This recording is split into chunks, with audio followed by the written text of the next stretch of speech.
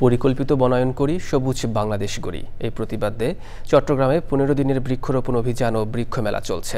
মেলায় রয়েছে দুর্লভ ও বিলুপ্ত প্রায় 2065 প্রজাতির গাছের চারা এবং 210 প্রজাতির দেশি বিদেশি ক্যাকটাসের সমাহার। এমন উদ্যোগ পরিকল্পিত বনায়ন, পরিবেশ ও জীববৈচিত্র্য রক্ষায় সচেতনতা বাড়াবে বলছেন সংশ্লিষ্টরা। চৌধুরী ফরিদের রিপোর্ট। জলবায়ু পরিবর্তনের অভিঘাতে বাড়ছে ঝড়, জলোচ্ছ্বাস, বন্যাসহ প্রাকৃতিক দুর্যোগ। এতে মারাত্মক হুমকিতে পরিবেশ, প্রকৃতি ও জীববৈচিত্র্য। এমন বাস্তবতায় জেলা প্রশাসন ও উত্তর বন বিভাগের আয়োজনে লালদিঘি ময়দানে 15 দিনের বৃক্ষমেলা ও বৃক্ষরোপণ অভিযান। প্রশাসনের সহযোগিতায় এটাকে পুরা পাহাড়গুলাকে দেশি প্রজাতির চারা দিয়ে অরণ্যে ভরে দেওয়া হয়েছে।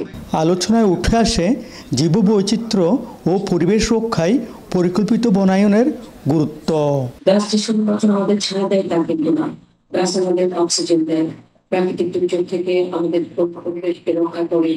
গাছ কাটাই কিন্তু পরিবেশ ধ্বংসের মূল কারণ নয়। আর একটা হচ্ছে আমাদের ফসিল ফুয়েল ব্যবহার করতে যেটা থেকে কার্বন এমিশন হচ্ছে।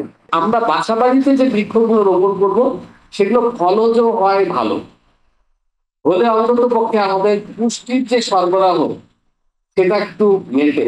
ফলদ, বনজ ও ঔষধি সহ দেশি বিদেশি বিভিন্ন প্রজাতির গাছের সমাহার নিয়ে মেলায় 60টি স্টল রয়েছে। Chowdhury Farid, channel I, Chittagong.